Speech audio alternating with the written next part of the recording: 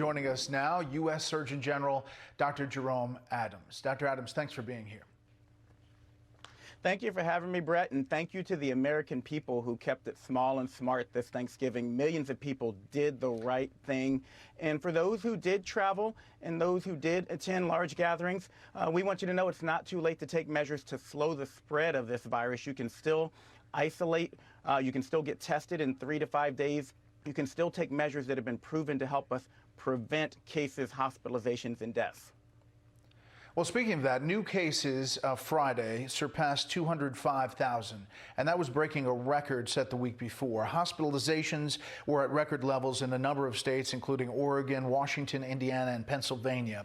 So I guess the question is this what a dark winter looks like, or do you forecast that this is going to get worse in coming weeks? Well, I want to be straight with the American people. It's going to get worse over the next several weeks, but the actions that we take in the next several days will determine how bad it is or whether or not we continue to flatten our curve. And right before Thanksgiving, we actually saw cases start to plateau in many states that have been aggressively mitigating. And as I mentioned, there are steps you can take right now. But I also want people to know there's hope. We are mere weeks away from starting to vaccinate the vulnerable, and we can significantly protect people who are at risk for this virus. So hang on just a little bit longer. Understand that the science out there has never been stronger to support the wearing of masks. You shouldn't have to have a mandate to do the right thing, to protect your neighbor, to keep schools open. Make sure you're watching your distance, and make sure, again, if you've been in a gathering of more than 10 people without your mask on over the last several days, please get tested in the next 3 to 5 days. I want to talk about the vaccines, the therapeutics in just a second, but what do you think, looking back now, was the biggest mistake the administration, health experts made since this pandemic started? Well, that is a great question, and there are many different things that we could have done differently. This virus has been challenging. I wish that again, this hadn't been superimposed on top of an election. I wish that we'd been able to come together as a nation and really talk about the science instead of the politics. And that's on all sides. That's all around.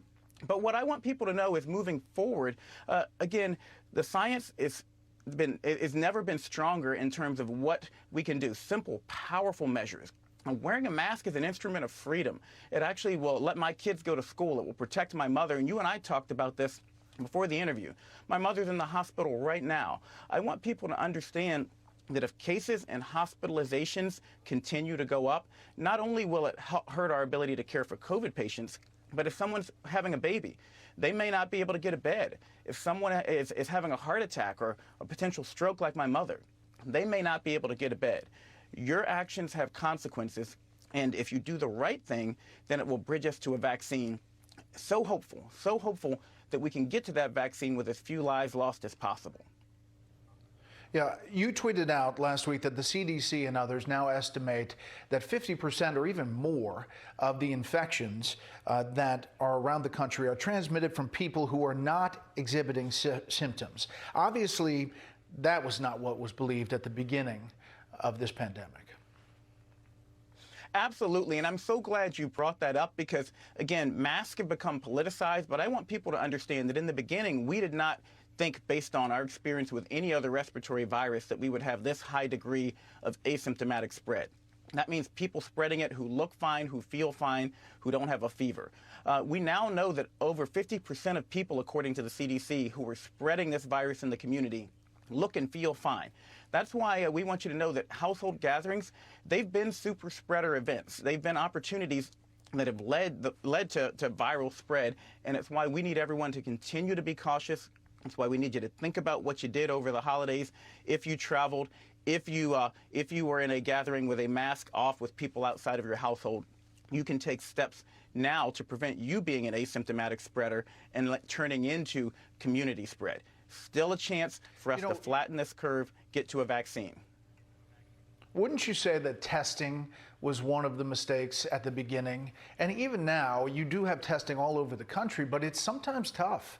I talked to many family members who were trying to get the fast test in order to go feel safe at a Thanksgiving dinner, and it was 3 to 5 hours wait. It was maybe you didn't get the fast test. It was 2-3 days. Hasn't that been a vulnerability in how we as a country have dealt with this? Well, I certainly believe testing has been a challenge, but I want people to know that we are now over 160 million tests. We've tested more than anyone else in the world. I don't want to say that that's a reason to pat us on the back, but I want people to know testing is available. And one of the things we're trying to help people understand, particularly public health officials, is that you can use these new antigen tests, which return results in 15, 20 minutes. They are just as effective at practically understanding who can spread the virus as the PCR test. And so we want them to aggressively use these tests so that people can get a quick answer and they know whether or not to isolate or to quarantine. All right, you talked about the vaccines. Tell people where the optimism, the reality is as far as timing and when the average American could get a vaccine. I personally am incredibly optimistic. December 10th is when Pfizer will be submitting its EUA. That's the plan. December 18th is when Moderna is scheduled to submit its EUA. That's the plan for Moderna. And within 24 to 48 hours after submitting their EUA, we from a federal perspective have promised and have set everything up so that we can quickly review those EUAs and hopefully start sending out vaccines again, within 24 to 48 hours.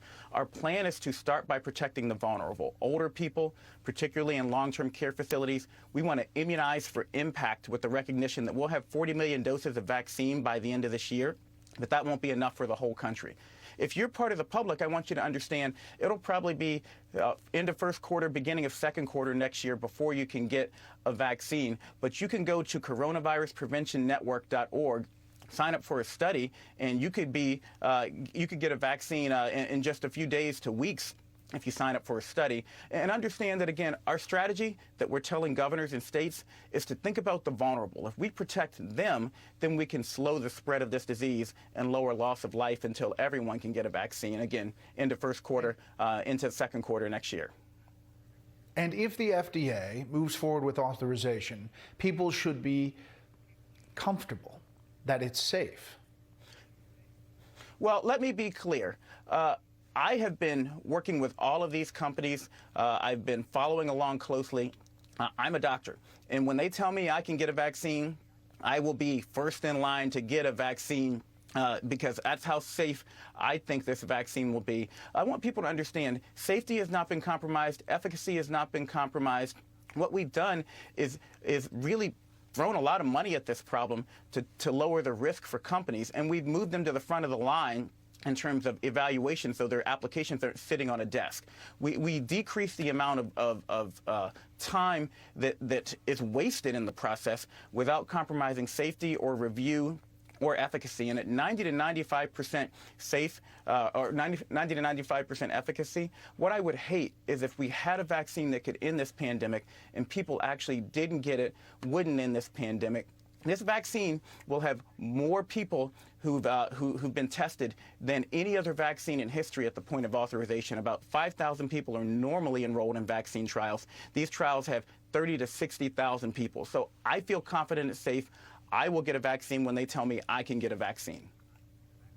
Dr. Adams, I want to leave with this. This was an image that went viral in recent days, and it's very powerful. It's an ICU doctor embracing a COVID-19 patient on Thanksgiving Day. This was from Houston. Dr. Joseph Varon, a doctor on his 252nd straight day of work at United Memorial Medical Center in Houston. And you can see it's a powerful image. There are thousands of doctors and nurses out there like Dr. Varon on the front lines in this pandemic, and they, as you've talked about, are really the true heroes throughout all this time. Exactly, and I want to thank Dr. Christine Kaminskis, who's actually the resident physician who's taking care of my mother in the hospital right now. She called me right before I went on the air to tell me that my mother was doing okay.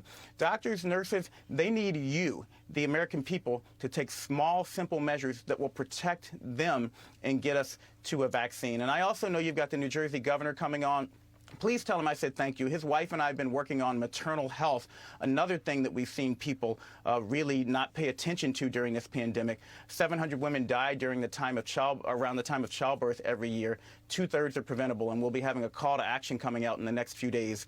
So remember, this pandemic is affecting us in many different ways, but our frontline workers really need us to do our part.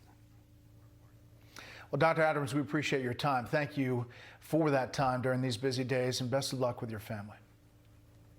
Thank you.